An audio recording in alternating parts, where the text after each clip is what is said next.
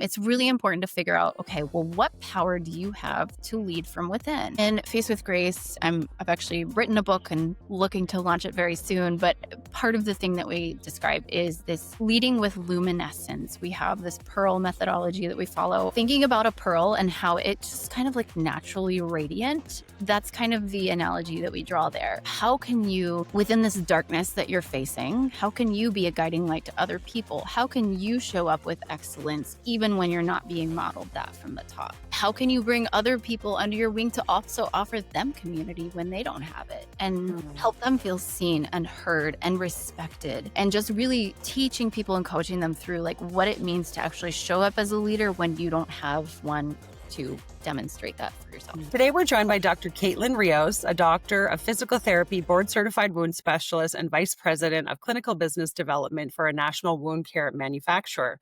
Kaitlyn's leadership journey is one of courage, resilience, and reinvention. Through her nonprofit, Faced with Grace, she mentors women navigating toxic workplaces, helps redefine leadership through integrity and authenticity, and builds healthier, more sustainable workplace cultures. In this conversation, we'll explore what healthy leadership truly looks like, how to rebuild confidence after challenge, how grace and grit can come together to shape new definition of strength. You'll walk away with insight, practical tools, and inspiration to lead with self-awareness, compassion, and courage. Welcome to the show, Kaitlyn. Thank you. Excited to be here. All the way from Dallas today. Love it. Dallas, yes. It's very different to me here. I'm waiting for a day of rain. Like the sky has literally got darker as the morning's gone on. It's very weird. And it's cold and gray. Oh, I would actually go for a day like that. That sounds so wonderful. Just to get a break from the heat, right? I went to Austin, Texas. I think I was not 20. I was 20 when I went because I remember the friend I went with, I couldn't get into a bar because I wasn't 21 yet. But he tried to convince like the people at the bar, oh, she's from Canada, so she should be allowed. It's 19 there. I just remember it was September and it was super sweaty. Yeah. Oh, yeah. We're just praying to turn all around by Halloween. That's the goal. Okay. Usually that's our tipping point. You know, it starts to get chilly right around that time of year. So we're excited. Yeah. I hear you. Awesome. So I'm gonna sort of like jump right into the deep end because I've really enjoyed reading through Faced with Grace, your website, and I would like to find out more about what is Faced with Grace? What is your nonprofit all about? All right. So in order to give you the full story, I've got to tell you the full story. I'll take you back to about 2018. It was roughly a year and a half, maybe 2 years. Well, I guess it was really about 3 years after I graduated physical therapy school. I was in my second job and working in a hospital where I was mid-level manager working amongst 3 different business entities. And as you can imagine, it's very hard to please 3 different business entities. And that was kind of my job every day. Things got very tense and the dynamics were extremely toxic in that role. And I didn't realize that at the time because I was so young in my career. I didn't know what I didn't know, right? But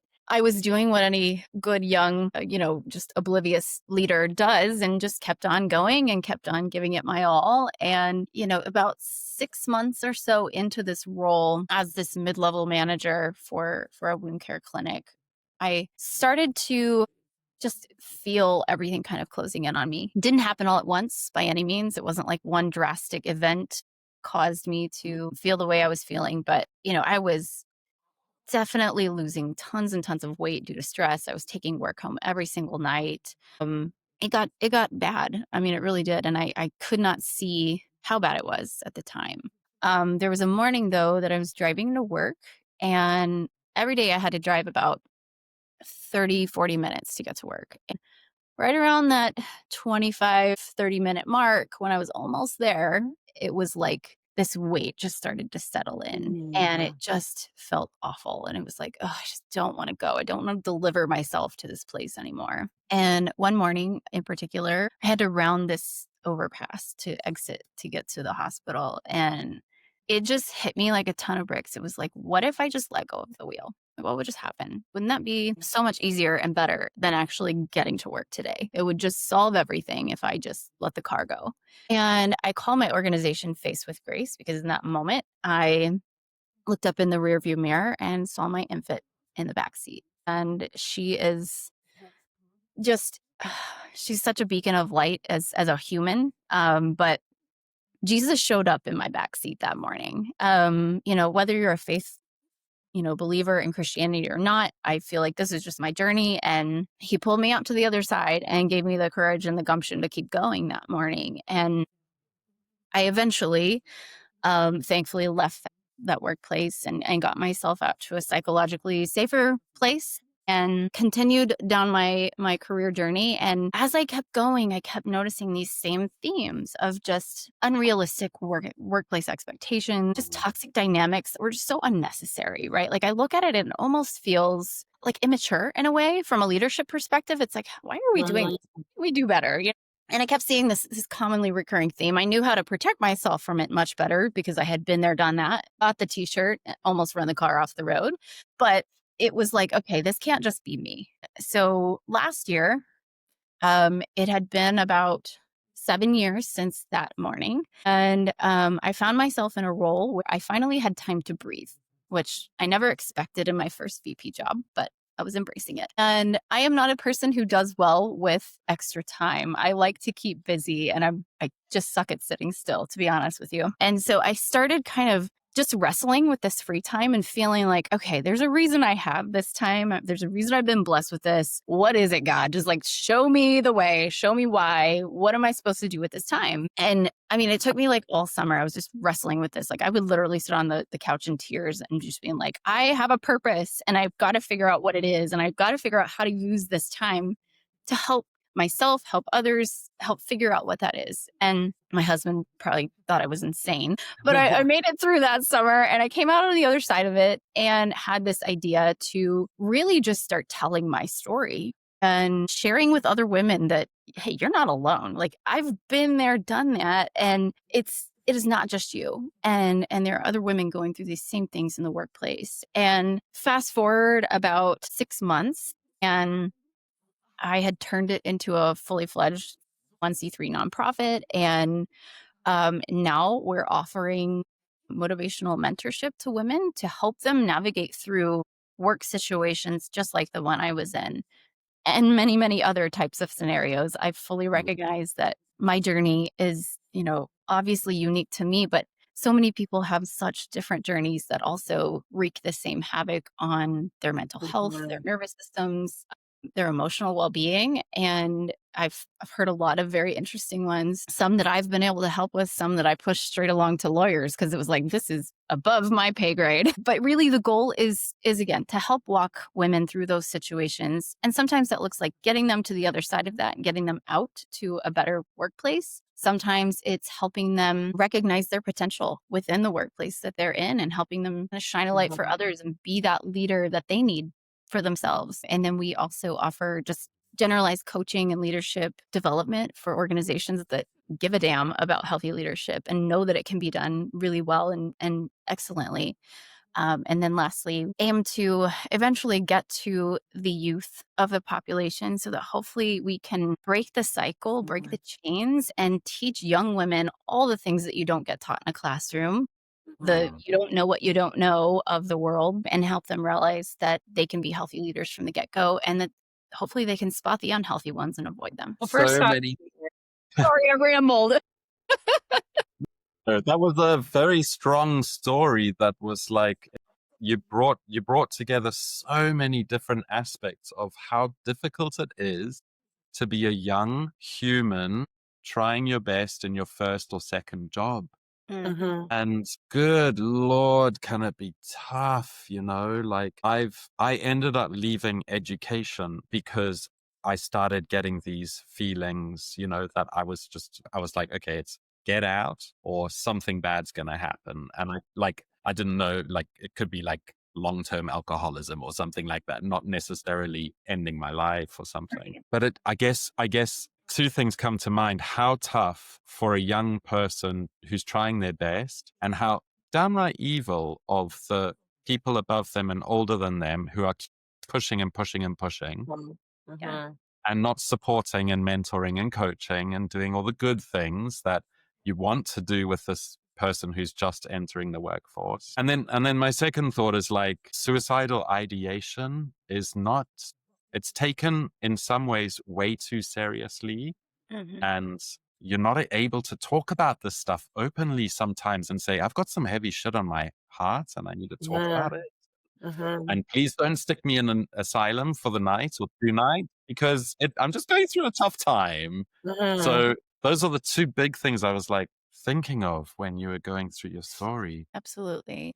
And that's what I meant when I said it just feels like so immature of upper level leadership to you've obviously got to see these signs in people, right? If you've been at the top long enough, it's not hard to recognize it in people and to ignore it or to just keep on, like you said, just pushing, pushing, pushing and expecting the world of young leadership. It's irresponsible, Mhm. really. I totally agree. Caitlin, I just want to say thank you for sharing that story because I think, just like Quentin said, we probably don't talk enough about when maybe we've had a moment of like I've definitely had that moment of wanting to let go of the wheel at one point, and it was kind of a blip, and I was like, okay, maybe tomorrow will be better, and it was, but it's sometimes getting through those moments, Right. or you're looking for that glimmer of hope of something to like pull you out of that moment. And for us to spend 40 plus hours a week in a place that we hate, that feels unsafe, and we're not seen and we're not valued to the extent that we need to be as humans is very frustrating. To your point about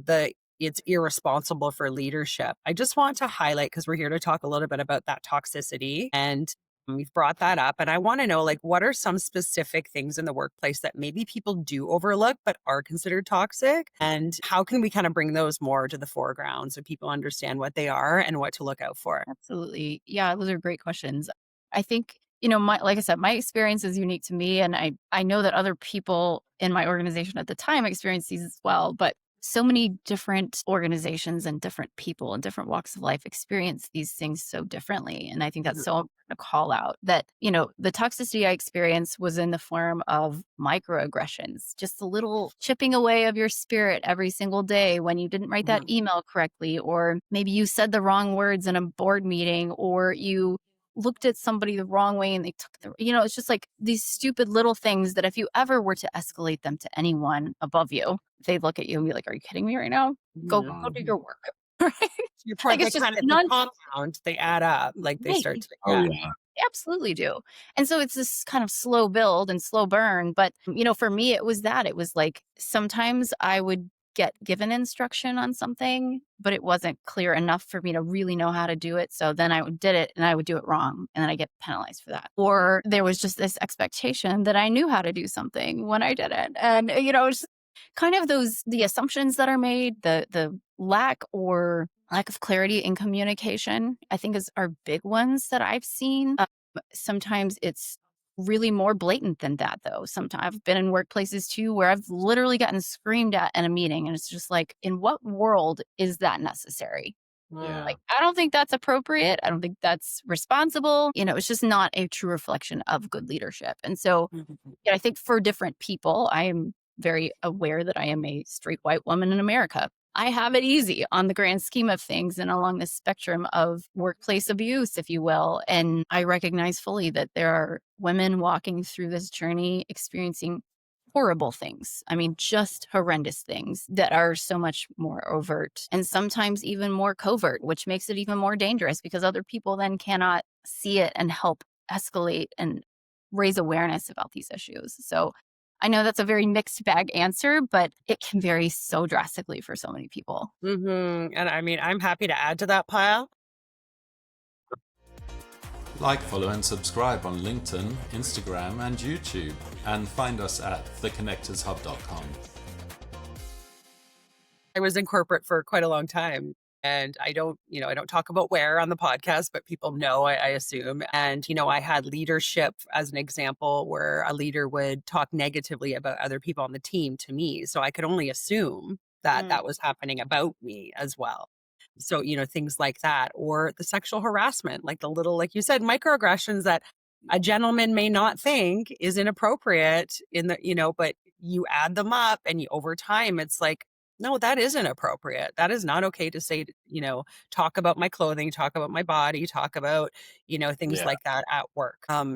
Or when leadership sees other people doing these things and they don't do anything about it. Like Mm. that is really disappointing as well, especially when it's people at the top and you just or you've witnessed them doing something and HR takes it and sweeps it under the rug because of the level that they are at. And I've Right. seen that happen many times as well. So yeah, all of these things really pile up and become very frustrating, I think, for anyone. And yes, kind of tagging on to that, what now that we kind of understand what like a workplace toxicity or toxic environment can look like, what are some of the things you would, if there's like someone working within that environment, but they can't leave or don't want to leave because maybe it's security, maybe they're afraid to move on, into somewhere else. What kind of things would you like? What kind of tools would you give them to work within a toxic environment that might support them a little bit? Absolutely. So, I think one of the big ones is just teaching people that within that organization, there has got to be some form of allyship that you can find, right? Uh, If nothing else, not because we want to create like an us versus them environment, but because it protects your sanity. Just Mm. to find someone going through the exact same things that you're going through at the same time and recognizing, I see you. We're not crazy. We're in this together and we're going to make it through, but like uh-huh. we need to be each other's lifeline here. I can do that to an extent for people, but finding somebody within the system and in the organization is just so helpful just from a community perspective. Like I feel like we can be more confident, but be really resilient when we know that we've got a community to support us. So that's number one. Secondly, I think whenever you're kind of stuck in a workplace or you can't leave or don't want to leave, like you said, it's really important to figure out, okay, well, what power do you have to lead from within? And Face with Grace, I've actually written a book and looking to launch it very soon. But part of the thing that we describe is this leading with luminescence. We have this pearl methodology that we follow and thinking about a pearl and how it just kind of like naturally radiant. That's kind of the analogy that we draw there. How can you, within this darkness that you're facing, how can you be a guiding light to other people? How can you show up with excellence even when you're not being modeled that from the top? How can you bring other people under your wing to also offer them community when they don't have it and Mm, help them feel seen and heard and respected and just really teaching people and coaching them through like what it means to actually show up as a leader when you don't have one to demonstrate that for yourself. mhm. Yeah. Wonderful. It's tough, hey? It's tough Mm, because it's like 40 hours a week and like as you were saying, irresponsible, but also think about it like our salaries are a big chunk of change. Like how terrible that a organization doesn't value and invest in us when it's already investing in us. Like it wants us uh-huh, to spend uh-huh. this money and this time doing stuff. Why does it then keep chopping us off at the knees or grinding us down? Or Right. it's such an interesting Well, and and I think you also have to think about the balance that that then takes. It's going to take a toll on that person that's trying to lead from within when they don't have the leadership they need. They have to then set some very clear boundaries for themselves of like, I've got to know how to check my shit at the door and leave it here at work or leave it in my office when I walk to my kitchen, right? Many of us don't even work in a workplace anymore, but um, learning how to sort of bear the burdens of your team while you're at work and you're on the clock and letting that go and being okay to just break free from that when you end your day because I think that that can weigh on a person over time too when you're just trying to be the strong one and toughen it out then you end up suffering some of the consequences so that's a hard balance to strike but that's something that we work with our clients on. So let's flip to, I guess, sort of the other side. So the good leader, the healthy leader, the one that leads from presence and heart and all and for the people and all those things. I love this idea that you are working with the younger generation because I believe that's where it starts. I totally agree. There's so many things that we could be learning in school that are outside of what the current curriculum is that would give us really great life skills. And I think that's definitely leadership is definitely one of them because anyone can be a leader. You don't have to have the title. You don't have to have the C-suite title or anything to be a leader. You can be a leader in your own right in any which way. So how like culture shifts are difficult because there's a lot of people at the top that might it might take them time to get out, but yet they're having a ripple effect on the leaders below them. And it's like, how can we start to shift the dynamic of, good leadership? And, eventually we hope those people move out, but there's always going to be a little bit of toxicity, probably, surrounding any environment. Any environment, there's going to be a little bit of that, because we don't talk about all of our traumas and triggers at work. Right. Like, traumas and the way that we show up at work run deeper than the way we are, we are at work. So there's a little bit of there's a fine line, but also we compartmentalize a little bit to work in these environments. So I guess, yeah, getting to a question, like, how can we start to, just cultivate more of these cultures of good leadership? And what is the work that you're doing on that side of things as well, to start people off on the right foot? Well, and that's part of our mission that we've yet to really get involved with to the degree I want to.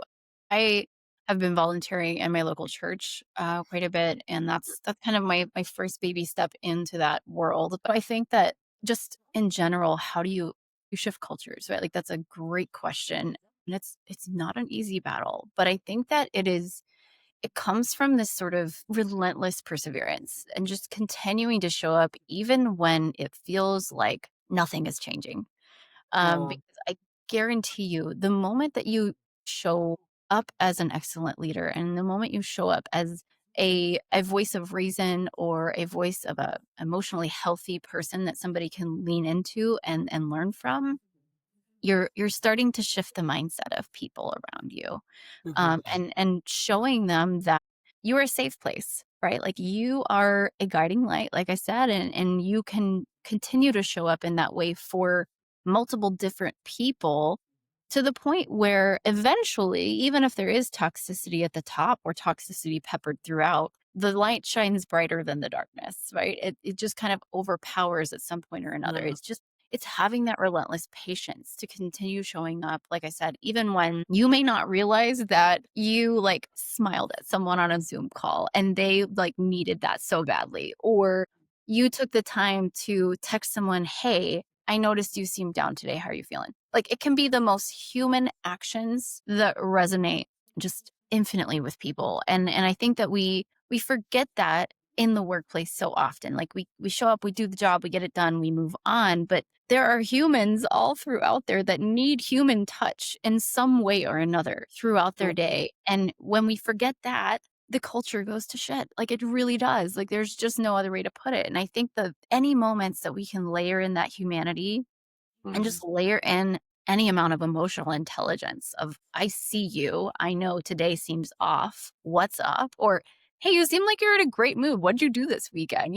Just seeing people a long way and creating that ripple effect and building that healthy culture kind of from within. Beautiful. I love that. Now, I'm sure we all have different definitions of what a great leader is. Do you have some, like, what is your definition of a great leader? What kind of attributes does a great leader have? I think that the best leaders in my life are the ones where I felt like I could speak my piece for as long as I needed to speak my piece. And I'm a talker, so that's a challenge, without feeling rushed and without feeling like there was some other agenda on the other end of the line. You know what I mean? To just get me to say what I needed to say so they could get off the phone or get off the call or whatever it may be. I feel like when I have felt heard as a leader from good leadership is when I could thrive and do my job to the fullest extent. Because in Uh-huh. those moments, I was able to be vulnerable. I was able to say, hey, this is how that meeting made me feel. And kind of get it off my chest, even if it didn't need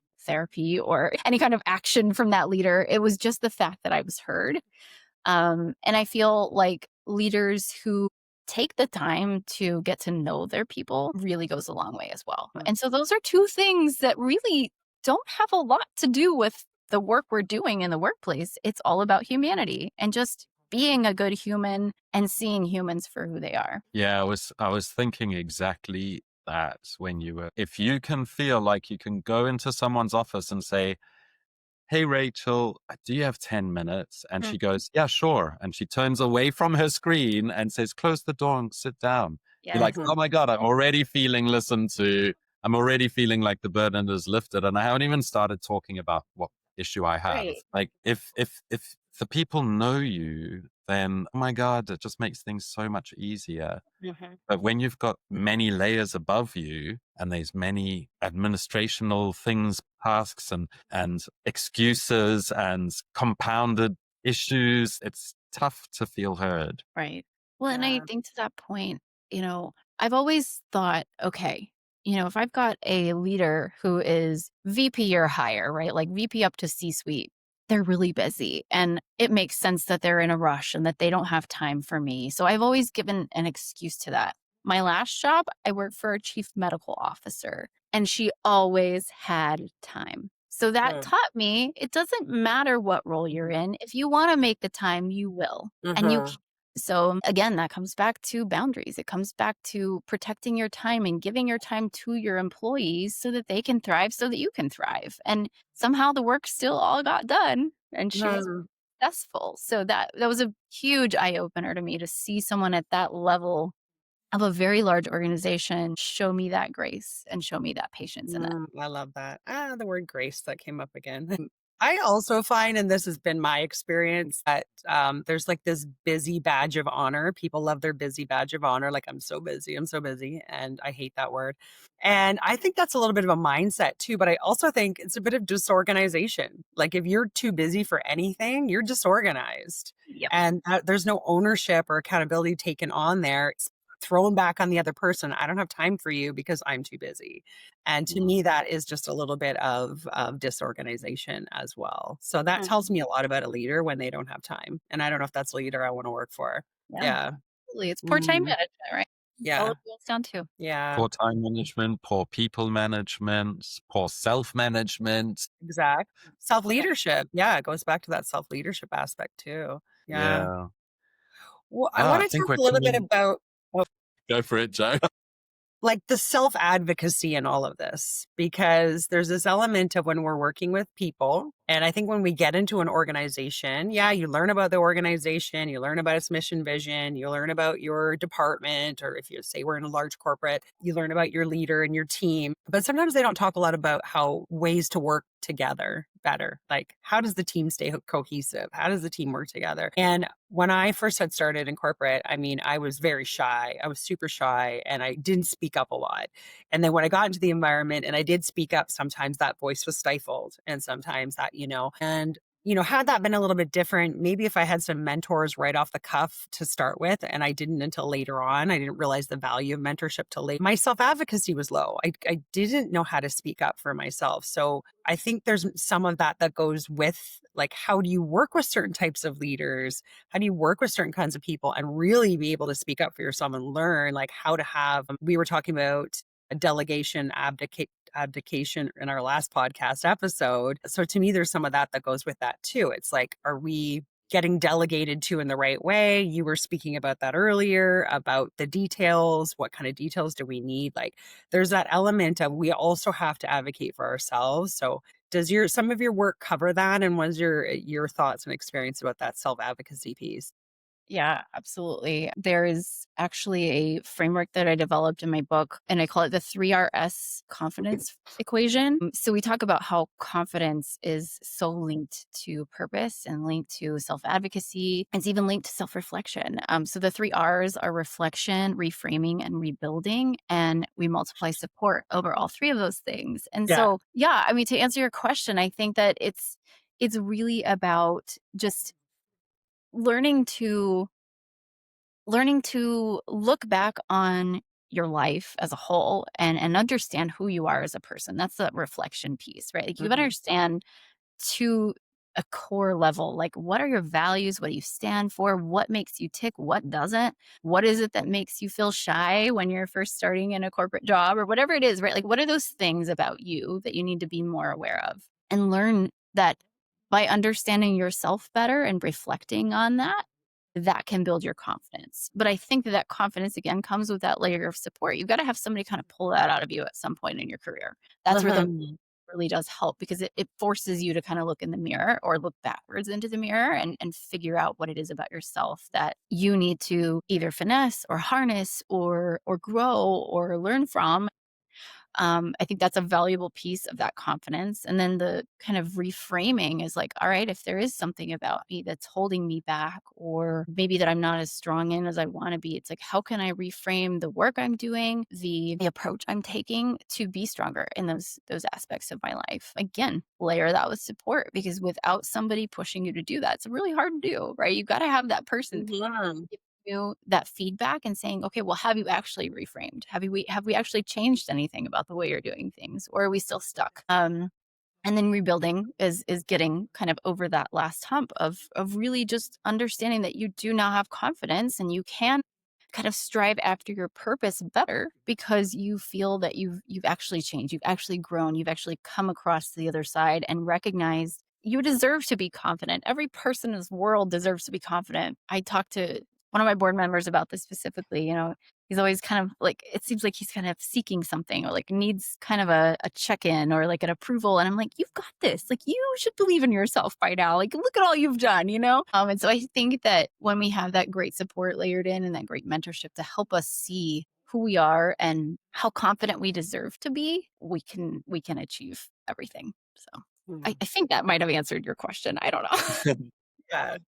I Yeah. got lost in the weeds there. I was thinking as you were talking about that, I was thinking it sounds like the hero's journey. You want to Mhm. empower this person to go on their own journey, to figure out the trials and tribulations and the frictions, and then to come out the other side with the sun shining and the birds singing, and then feeling empowered and Yeah. wearing this coat of armor of all of the cool things that they can do and why they're strong. And my question is, like the three of us are into like building frameworks and using models and using strategies and structures. How do you create the structure for your 3 Rs or for your Pearl model, for example? How did you come up with that? Oh, goodness. It was honestly part of the book writing process for me. That whole journey, this past year that I've spent on the book, is it has been so eye-opening in so many ways because there was so much of this that was in my brain but so abstract that I never knew how much I needed to actually put it down on paper. And so a lot of it was soul searching, a lot of it was very self-reflective and recognizing like what was it that I needed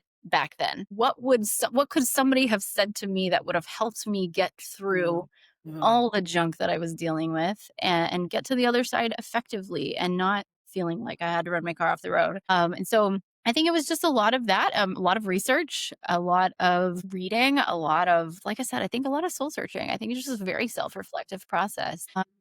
Yeah, putting it all down on paper was definitely the push I needed though to get it clear, get it out of my brain and get it down on paper and be able to actually take it and use it and help people with it. I love on your LinkedIn, you are healer of wounds in workplaces and a human empowerment advocate. What does that statement mean to you, and what do you hope it means to others? I think that the goal with Face with Grace, and actually another organization that I'm working on building with a couple colleagues is a speaker society and a magazine that is really all about human empowerment. So that's kind of where that flair comes from. But I want people to feel seen and I want people to feel empowered and I want people to feel like they are not alone in this big crazy journey of life. Even with Face with Grace, I've always said that if I help one woman feel like she was supported through an awful time, I have done great work and I'll be able to sleep well at night because of it. Because it's like,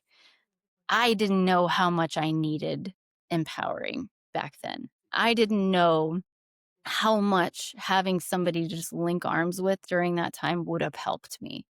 Mhm. I was totally blind to it, and I was on a hamster wheel that I could not figure out how to get off of. And so, again, I think empowering people to just raise their head out of the sand and see themselves for who they are and who they deserve to be and how they deserve to be treated in this life is that's everything. You use the word feel quite a few times. And as we know, like in certain environments, we don't use feelings and emotions at work. It's sort of like we are conditioned to like, oh, I got to turn the robot version of me on or something and just kind of do the tasks I'm told.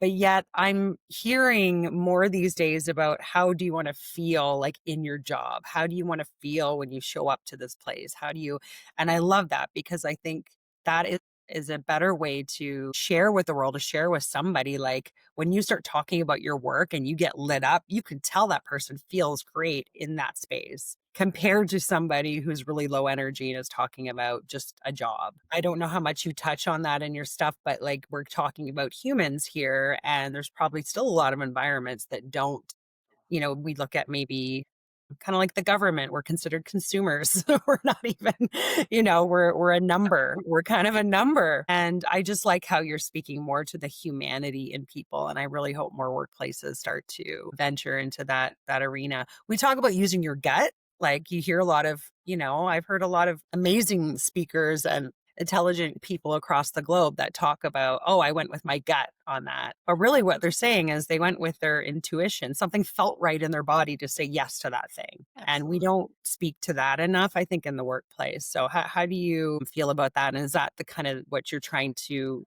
I don't know, bring out in more people? Like it's okay to have this, be in the space of like feeling good in the space that you're working in. Absolutely. Great question. So, purpose is one of our guiding values, and it is all about that intuition and just trusting the fact that that is there for a reason. Like, and when intuition fails or when you fail to pay attention to intuition, your body shows up in other ways Hmm. too. When I was getting Yeah. skin job, like that was my body telling me something was not right. Yeah. Like we I have to get it. pay attention to these things. And intuition, though, specifically, I think is so critical here. The way that we do it with Face with Grace is we break down the situation that someone is in very clearly. So we separate out those feelings and those emotions, not because we're going to sweep them under the rug, but because we're going to set them aside and talk about them individually versus the facts and the Mm. actual situation that they're going through. And so the framework we use for that is their open eyes, open minds, open hearts journey. And that's really what I use to kind of get people from point A to point B when they're going through these toxic situations. The open eyes, though, is really about that separation of facts and feelings. I want to hear how somebody's feeling because to me, that's my clue into what's actually going on. But a lot of times, too, people don't always know how to take those feelings out of the equation and really look at the situation at hand. And so by kind of forcing that into the scenario, it helps people be very clear on, okay, well, what is it that I'm actually dealing with here that I could fight or, advocate for myself against or change? There's so many different things that we can do with that information once we have it. But until you have it, until it's not just I feel ugh at work, Yeah. you have to give something tangible back to that client to go to their boss with facts that they can address. Things don't work a lot of times, especially in corporate worlds where they don't have time for that. They don't have time for feelings. I think it's very important for leadership to pay attention to feelings and to listen to feelings, but if you've got a boss who already is bad at that, we're not going to go back to them with feelings. We're going to go back Mm. to them with hard, cold facts that we can really work with. And so that's kind of that part of that journey. And then we move to open minds where it's kind of a melding back of the feelings and back of, okay, well, now we know where situation is. We know how much you can actually influence it because we've gone back to that boss, we've done the work, or we've raised awareness, whatever it may be in that scenario. Now what do we do with that? Like what is our next step from here? Do we stay? Do we tough it out? Do you need an exit strategy like yesterday? And so it's kind of bringing both those things back together and using them very effectively together. And then open hearts is really that intuition piece of it and trusting your gut, trusting that there's something better out there in the universe for you and believing in that enough to leap towards it. And like I said, for some people, that's staying right where they are and knowing that this is where God put you for a reason. You're here to do some work. For others, it's like your journey is far beyond this, time to move on and get to that place. So it's kind of that trusting the intuition, it's the purpose, the journey, all of that good stuff. I was just thinking about feelings in the corporate sphere, and it's true. They don't like them. Yeah, The they don't. only feeling, the only feelings, and if you imagine like a big old pie, like a big old pie chart, the only feelings are this tiny little sliver that's related to like ambition and reaching forward and disregarding what's going on behind you and the people Yeah. behind you. And it's all like Mhm. single-minded, me, me, me, me, me. I got to Right. get that promotion. I got to get that bonus. Where's my yacht?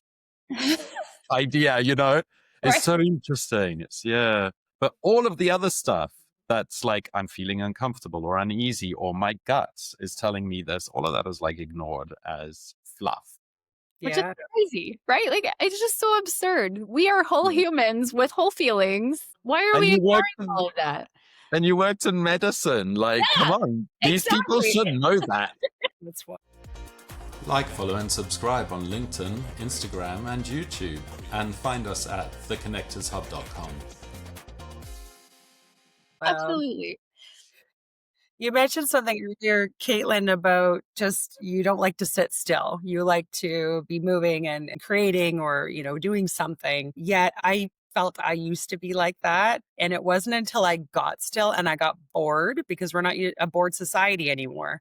But when we used to be bored, like when I was a child and I would be told to go play outside, that's when you got creative. And so when you were talking about it, I was in a little bit of a disagreement, just because I've recognized I know what it feels like to always want to be doing something. But at the Mhm. same time, once I got still and I allowed myself to sit and just like allow the feelings to come up, all the things I'd been repressing, and I'd go for walks and I'd allow myself to be bored, that's when the ideas would start flowing. And it seems sort of like for you too, once you got a little bit still, it was sort of like the face with grace Yeah. came to the surface. So I found that really interesting that, just sometimes when we do slow down, that's Mhm. when the great ideas come. Absolutely.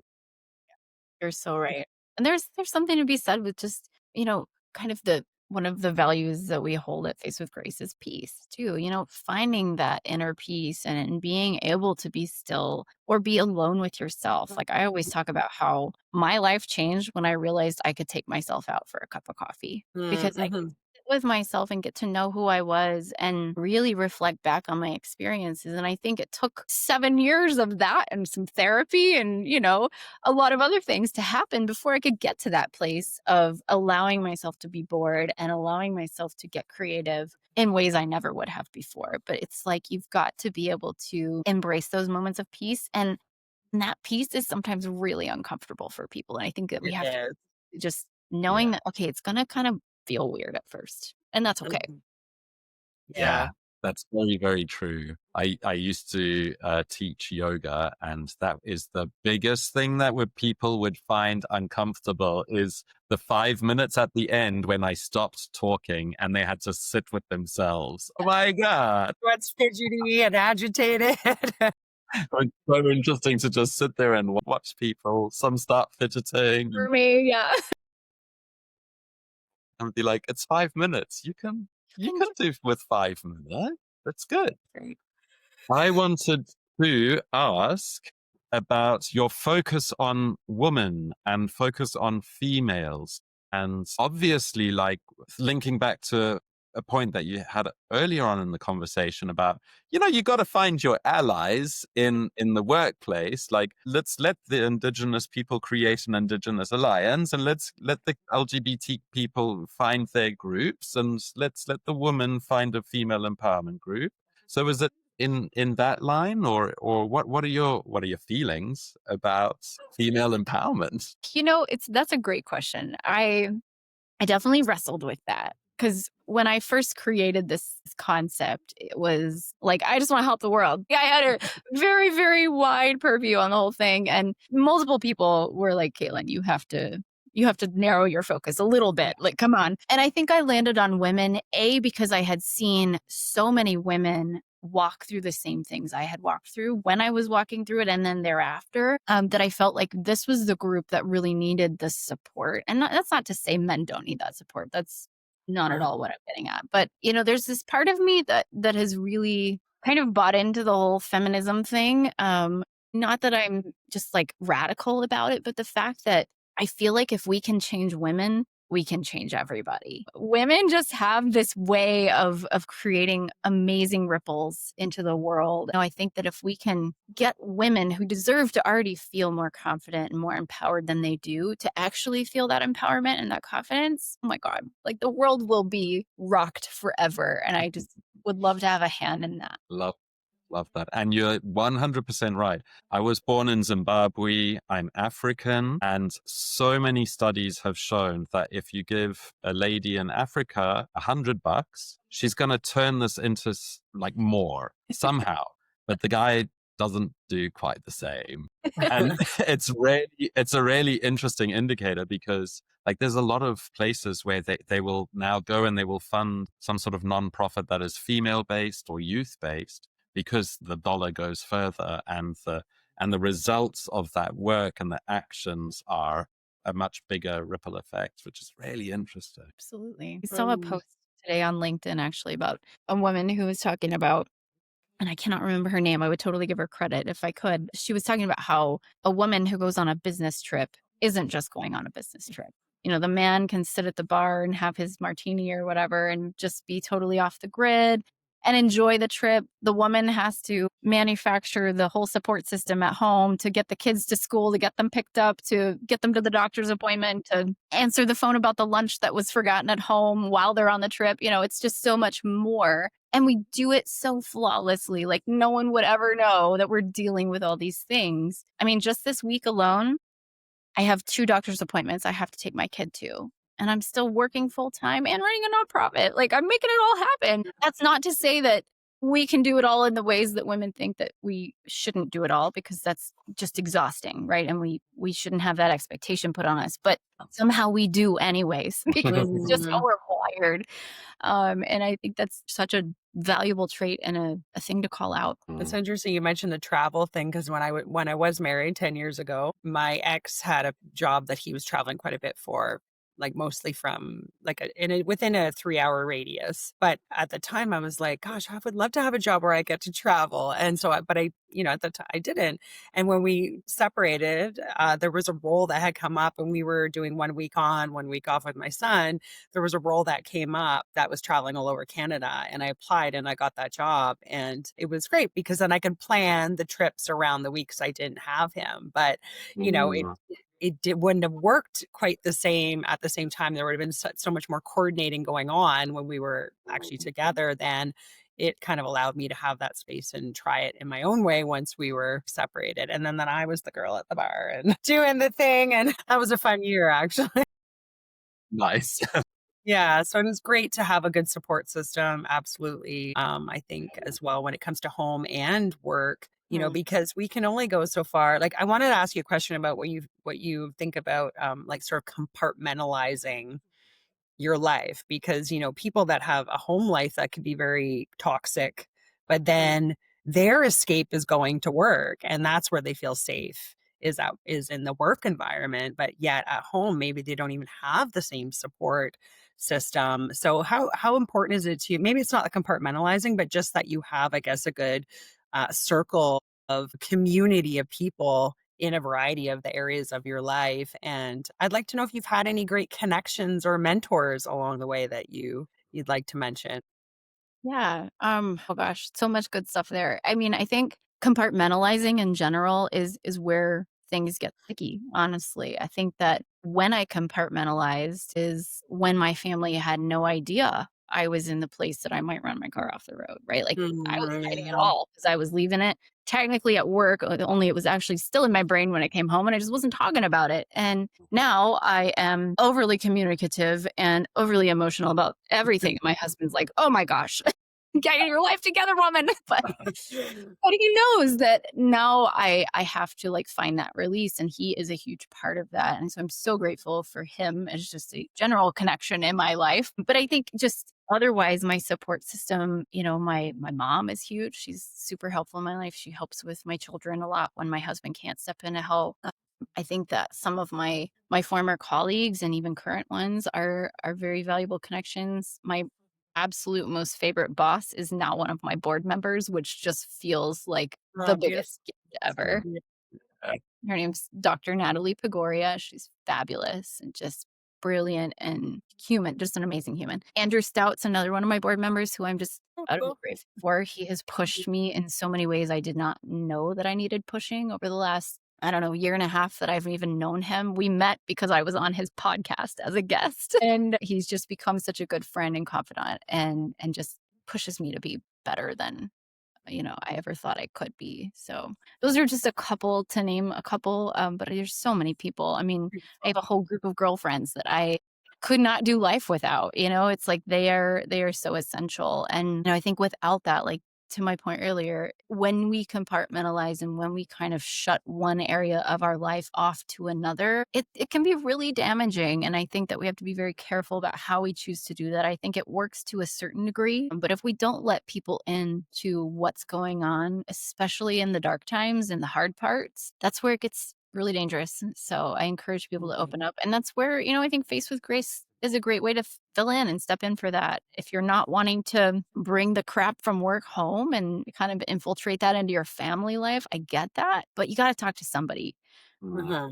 Mentor, let it be a therapist, let it be someone in your life who you can use as a sounding board. Yeah, I was thinking about that. You're offering some really valuable services and community and some ideas that ladies are going to see, and they're going to see themselves in that. And they're definitely going to want to reach out. And just, can you just tell our listeners, like, what do you do? What do you provide? How often do you meet?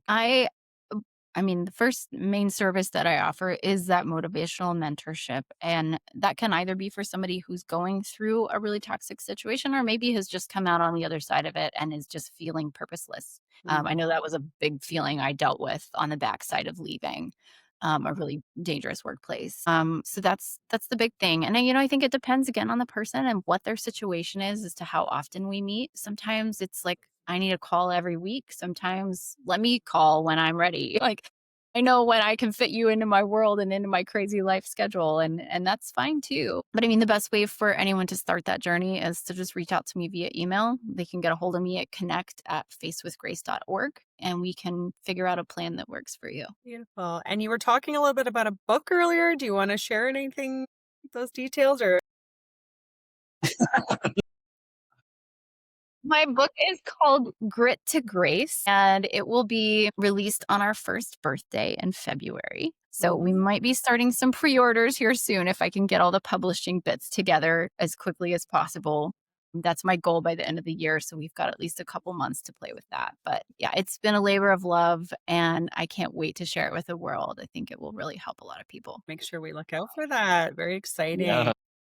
Well, thank you Well, for being here with us today, Kaitlyn Rios. And I've learned so much today. There's a lot of valuable nuggets in there about, how we can show up as better leaders, better people, how mentorship can help us, how having the right community can support us, and our own self empowerment and self advocacy, and how this all has a ripple effect as well. So I appreciate you being here today on the show. And for anyone listening, please forward this episode to anyone that you think might enjoy it. And yeah, thanks for being here. Thank you for having me. It was so much fun.